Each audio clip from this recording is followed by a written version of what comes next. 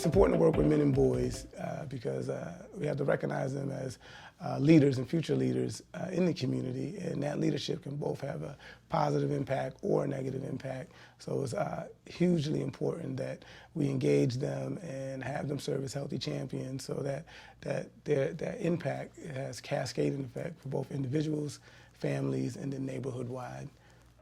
The importance of this initiative is that men and boys of color do not have the outlets and vehicles for discussing the things that impact their life and in fact drive their mental health.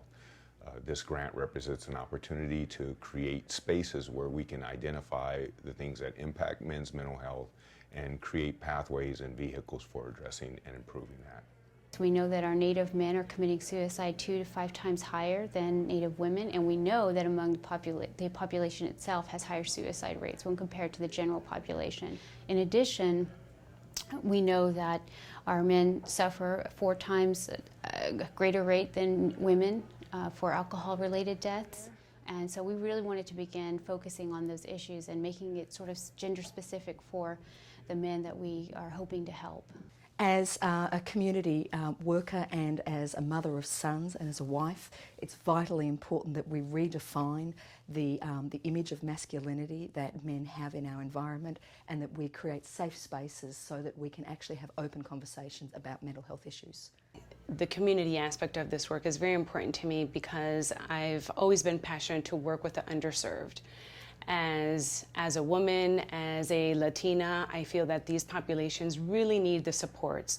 They don't come naturally debilitated. They become debilitated because of the lack of infrastructure, the lack of supports that they'll have in their immediate environment. I had challenges growing up, and I always had that question, what is missing? And I was always attentive to the needs of men, and especially in boys. This work is important to me because ever since I was a little boy, my mother always instilled the importance to me as being a young man in my community, in my household, is to lead. And so as I got older and I was around like-minded individuals and mentors and good friends, they kind of embodied the same teachings that my mother had, not even knowing what she taught me as a little boy. Always be honest with myself, be honest with my friends and my colleagues, and just constantly always pushing at it, pushing the envelope.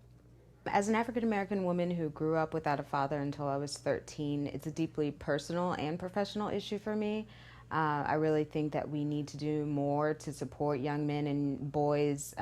It's a population that's very underserved. A lot of our social programs are geared towards women and children, and with the belief that men should be able to do it on their own. But I think our men are suffering, and we really need to figure out a way to lift them up.